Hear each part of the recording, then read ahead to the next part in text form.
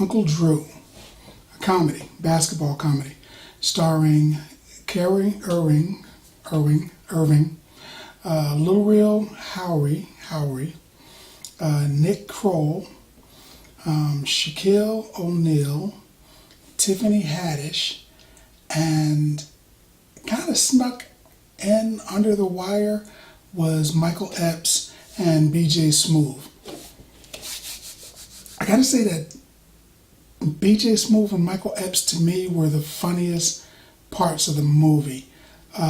Lil Real was supposed to be the main comedian, but to me, of all the people present, he was maybe the least funny. There was a couple of things he said that were kind of funny, but to me, he didn't really catch his stroke on this one.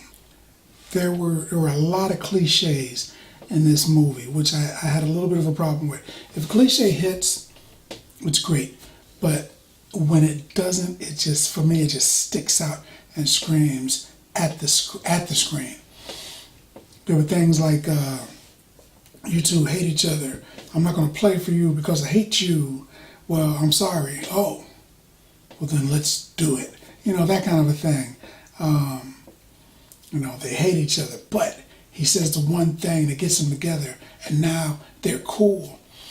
The story is about Lil Real as this guy named Dax, who puts all of his money into a basketball championship, and he's got this one guy that's a super athlete.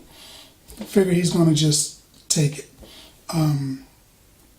He loses the super athlete, so now he's in a tough bind to try to get a team to recoup all the money that he spent, so that he can try to go ahead and win back this bigger purse to live his life. He's been kicked out of his place, doesn't have a place to go, doesn't have a car, lost his cell phone, doesn't have any cash at all. So this is his one chance to do anything, really. So he keeps hearing about legends about a guy named Uncle Drew, and nobody believes in him. They say he's like Bigfoot. People talk about him, but he doesn't really exist. And then coincidentally, he bumps into him, and Uncle Drew decides, out of the kindness of his heart, that he's going to play basketball for this guy for free. Now, the purse for winning is $100,000, but he doesn't know that. Uncle Drew doesn't know that. He just wants to play at this legendary court where he used to play in his youth. So he gets the band back together. It's one of those, we got to get the band back together, let's take a road trip type movies. So they do that, and in doing that, they get all of these clearly younger basketball players in face makeup, to make themselves look older type deals. It was clear that they were, it's a comedy, so I guess if it's kind of clear that these guys are younger guys dressed up to be older guys, it's okay, but it kind of stole part of the movie from me when it happened. And he's giving them these items he pulls from a bag, and it makes them feel young again.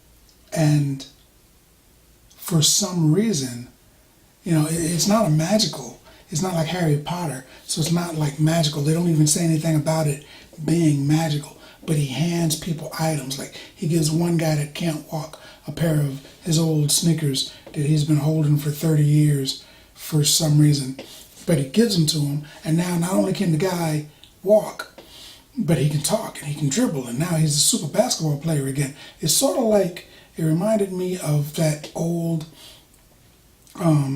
Michael Jordan movie where, they take the basketball and they're taking the powers of all of these basketball players, but when they touch the ball again, they get their powers back. It's sort of that kind of a deal. When they touch these old items, each one has their own individual superhero Green Lantern ring type item that they touch, and all of a sudden they've got their powers back, and they play. And they play swell, and It's got that going on, and it also has a love story going on that didn't really make a lot of sense to me. These two people fell in love. They met, like, say, Tuesday morning, spent all day on the road Tuesday, all day Wednesday, and now they're in love. And I'm like, that was a hard sell. But